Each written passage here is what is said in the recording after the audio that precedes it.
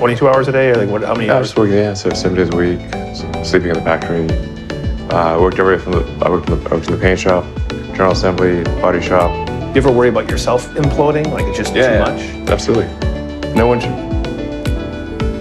put this many hours into work. This is not good. And people should not work this hard. They should not do this. It's very painful. Painful in what sense? It hurts my brain and my heart. It hurts. This is not recommended for anyone. I just did it because if I didn't do it, then good chance Tesla would die. I don't think you'd necessarily want to be me. It's very hard to turn it off all the time. It doesn't stop. When I was young, I didn't really know what I was going to do when I got older. I think when I was, 5 or 6 or something, I thought I was insane. Because it was clear that other people their mind wasn't exploding with ideas. It was just strange. It was like, and strange. Eventually I thought that the idea of inventing things would be really cool. The reason I thought that was because I read a quote from Arthur C. Clarke which said that a sufficiently advanced technology is indistinguishable from magic. And that's really true. If you go back, say 300 years, the things that we take for granted today you'd be burned at the stake for. Being able to fly, that's crazy. Being able to see over long distances, being able to communicate. This is stuff that really would be considered magic in times past. If I can do some of those things, basically, if I can advance technology, that's like magic, and that would be really cool. Were you a little naive when you thought I can easily build an electric car and a rocket? I didn't think it would be easy. Like I said, I thought they would probably fail. But creating a company is almost like having a child. So it's sort of like, how do you say your child should not have food? So once you have the company, you have to feed it and nurse it and take care of it, even if it ruins you. Yeah.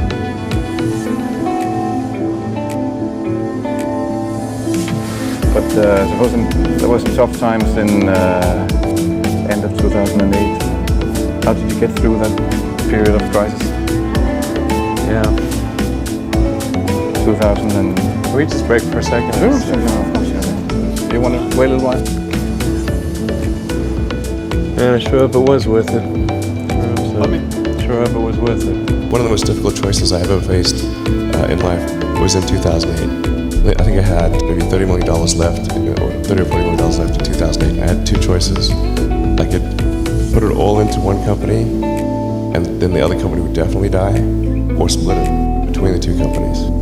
But if I split it between the two companies, then both might die.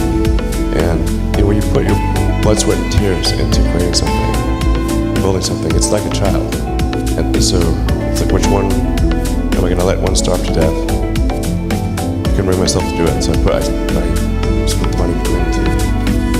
Fortunately, thank goodness, they both came through. With Tesla, we're like trying to make things that people love. How many things can you buy that you really love, that really give you joy?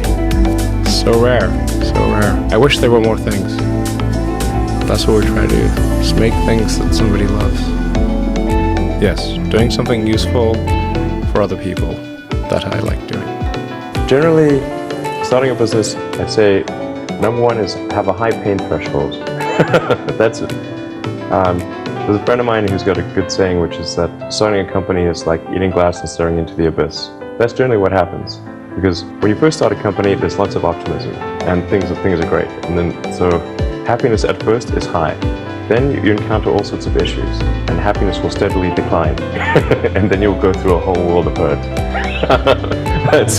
And then eventually, if you succeed, and in most cases you will not succeed, and Tesla almost didn't succeed, came very close to failure, then if you succeed, then after a long time you will finally get back to happiness.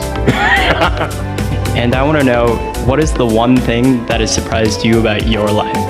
Well, I'm surprised by the whole thing, honestly. I certainly didn't expect for any of these things to happen, honestly.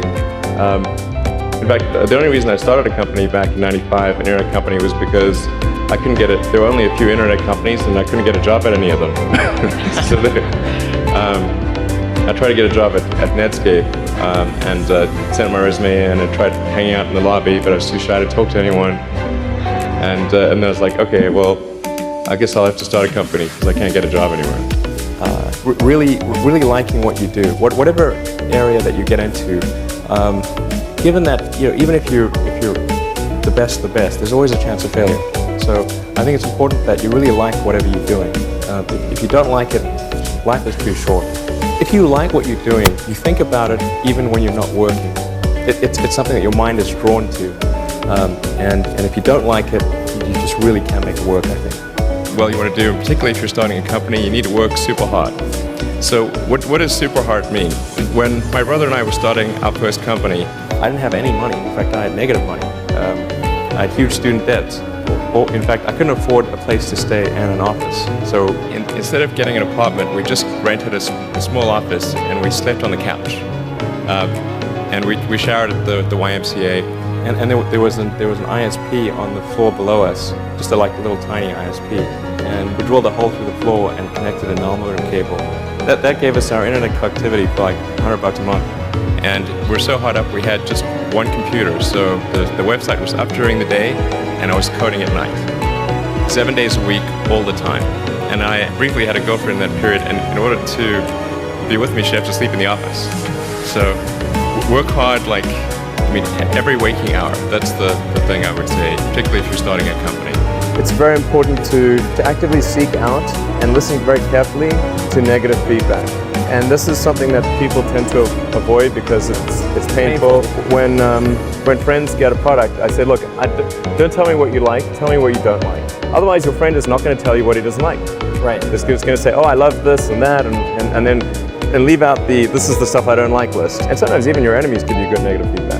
So I actually went to Russia 3 times to look at buying a refurbished ICBM. I can tell you it was very weird going there in late 2001, 2002, going to the Russian rocket forces and saying, I'd like to buy 2 of your biggest rockets. They thought I was crazy, but I did have money, so that was okay. One good friend of mine collected a whole series of videos of rockets blowing up and made me watch those. He just didn't want me to lose all my money. For SpaceX, the first 3 launches failed. We're just barely able to scrape together enough parts and money to do the 4th launch. If that 4th launch had failed, we would have been dead. I tried very hard to get the right expertise in for SpaceX. I tried hard to find a great chief engineer for the rocket, but the good chief engineers wouldn't join, and the bad ones, well, there was no point in hiring them. So I ended up being chief engineer of the rocket. So if I could have found somebody better, then we would have maybe had less than 3 failures. When you had that 3rd failure in a row, did you think, I need to pack this in? Never. Why not? I don't ever give up. I mean, I'd have to be dead or completely incapacitated. You know, there are American heroes who don't like this idea. Neil Armstrong, Gene Cernan have both testified against commercial spaceflight and the way that you're developing it, and I wonder what you think of that. I was very sad to see that because those guys are, those guys are heroes of mine, so it's really tough. I wish they would come and visit and see the hardware that we're doing here, and I think that would change their mind. They inspired you to do this, didn't they? Yes. And to see them casting stones in your direction. It's difficult. Did you expect them to cheer you on? Certainly hoping they would. When critics say you can't do this, your answer to them is, we've done it.